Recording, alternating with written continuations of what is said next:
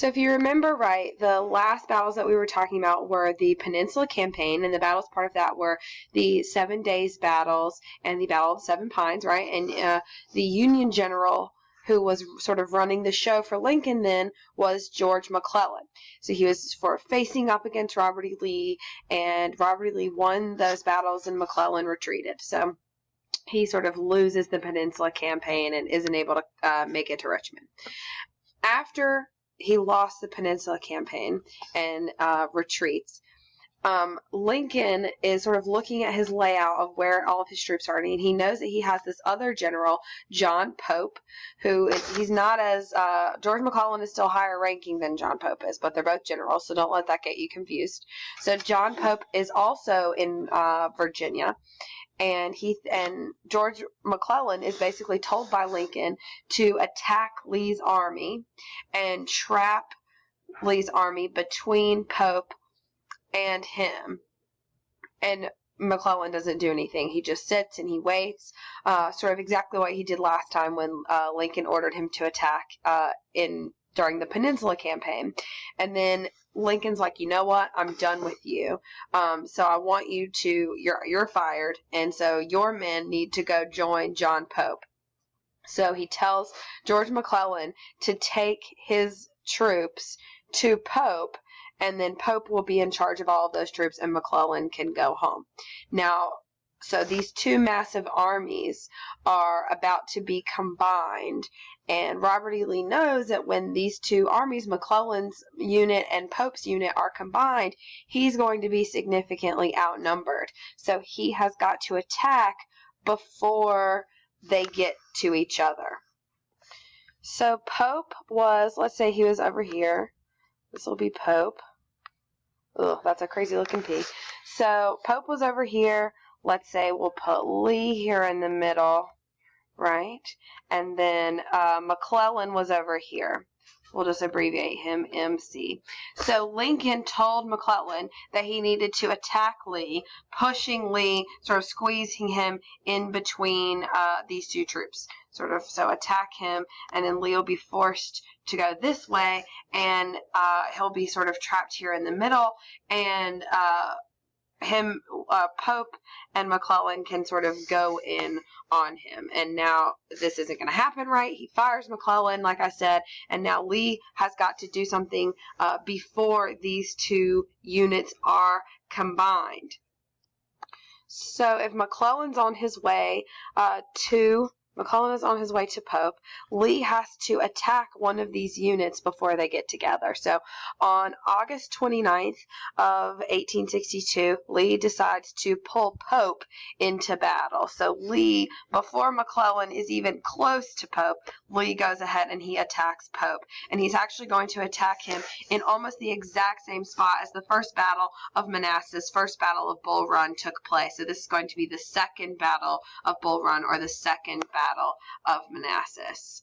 And it's not very hard for Lee. Lee's showing his military expertise here with this excellent strategy to sort of catch Pope off guard while he's waiting for backup, and Pope's army is defeated. So before McClellan even gets there, and before Pope is even really in charge, he already loses. So Lincoln is mad that Pope lost, and he's like, never mind.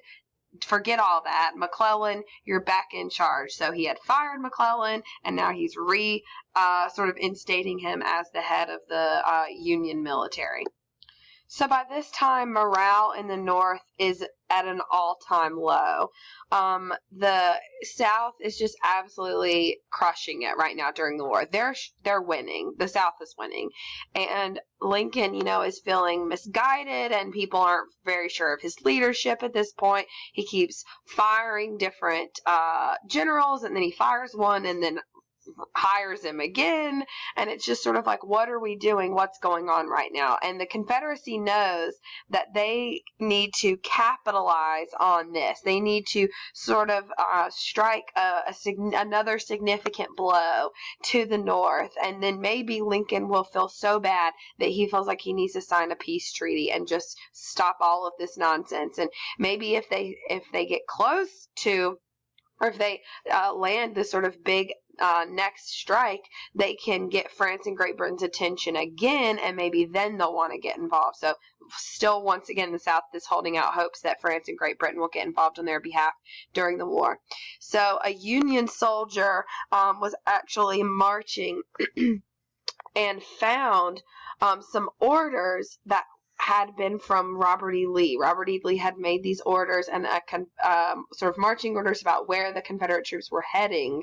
And basically what they were doing was they were heading north because they wanted to win on Union territory. Lee wanted to invade the Union and get a win on Union ground. And this Union soldier finds these orders and sees that that's what their plan is. So he takes it to George McClellan, and George McClellan has an opportunity here to sort of redeem himself as this military leader. So George McClellan catches up with Lee, and they meet in Maryland. So they're in Union territory now, in Sharpsburg, by the Antietam Creek. So this is going to be the Battle of Antietam, according to the Union, and the Battle of Sharpsburg, according to the South.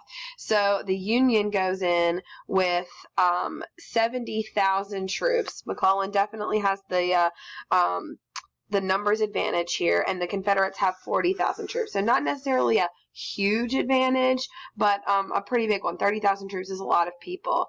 And so when McClellan gets there, he's got this advantage, but he still doesn't attack. He still holds off and delays this attack like he's been doing every other time, just sort of waiting around, which I'm not really sure why he was doing that, but he's doing it. And doing that, once again, gives Lee time to prepare. So Lee's able to strategize with the amount of troops he has, call in for a little bit of backup. And so when the battle finally takes place, and McClellan finally attacks Lee, he attacks him on September 17th of 1862. The Antietam Creek sort of goes across the battlefield. You see the creek right here on this map, and the battle took place all over this. So that's why it's called the Battle of Antietam. So the battle begins, and this is actually the single bloodiest day in American history for us. More men will die, more Americans will die on this day, on September 17th of 1862 at the Battle of Sharpsburg, than any other day in American history. Over 23,000 men are going to die at this one battle. And they finally stop when everyone is just too tired, when there are so many dead bodies on the battlefield that they can't move, like they can't move cannons around, and they can't have any troop movements because there's so many dead people. There's actually some really famous photography from the Battle of Antietam. This is one of the most famous photographs. These are actual dead soldiers here at the Battle of Sharpsburg, Battle of Antietam, on that day, September 17th. So, like I said, they finally stop when everyone is so tired. So this sort of goes down as a draw. Nobody really wins this battle. And Lincoln is like, what are you doing? They're weak. You need to attack again. And McClellan doesn't do it. So finally in November, after just being sort of totally fed up with George McClellan not listening to his orders, Lincoln fires him for the last time. So when he fires George McClellan, he replaces him with this new guy. His name is General Ambrose Burnside. And I know what you're thinking. You're thinking, oh my Lord, look at that man's facial hair. Look at those sideburns. Sideburns. Burnside. Yes. That is where the name Sideburns comes from. It comes from this guy, Ambrose Burnside, with these totally outrageous sideburns. So Ambrose Burnside now has his army of 110,000 when you combine his unit with what was left of McClellan's, and they are now on to plan A. And if you remember, plan A is invade Richmond. So they're on to plan A. They got to get to Richmond. They're going to invade Richmond. So their path on the way to Richmond, they're once again, their path is going to be blocked by Confederates. The Confederates aren't just going to leave it open. So their path is blocked by about 75,000 Confederates, and they're located along the south side of the Rappahannock River in Fredericksburg. So Fredericksburg is in, Fredericksburg is in Virginia. So, like I said, south side of the Rappahannock River, and they're blocked by 75,000 Confederates. So Burnside thinks that he can catch Lee off guard if he goes right in front of his face. Not really sure about the logic there, but he's basically thinking, I think, that, Lee expects him to try to be sneaky. Lee expects him to try to go, behind them or around them or come around from a different direction. And Burnside's like, you know what? I'm going to cross right in front of them, and they're not even going to really notice. And obviously, this is a horrible idea. So on December 13th of 1862, the Battle of Fredericksburg takes place. Burnside has to order 14 separate charges against Lee. The Union attacks or sends 14 sort of separate waves of soldiers in to attack Lee, and it is an absolute disaster for the Union. The Union actually loses 13,000 men at the Battle of Fredericksburg that day, and that's more than twice the number of people that Lee loses. He doesn't even lose anywhere close to that. So this is just an absolute disaster for Burnside and a disaster for Lincoln. So Lincoln, has been through all these generals. He's been losing battle after battle. He finally gets another guy, and this guy makes sort of like the craziest battle decision ever, and it is just a horrible time. And like I said, morale in the Union is just at an all-time low right now. Lincoln, after the Battle of Fredericksburg, reportedly had this quote. He said, "If there is a place worse than hell, I am in it." So Lincoln is just feeling absolutely awful about what's been going on, and he's not feeling optimistic about the war. So he knows that he needs to do something that's going to turn the tide of the war, and that's what his next move is going to be attempting to do.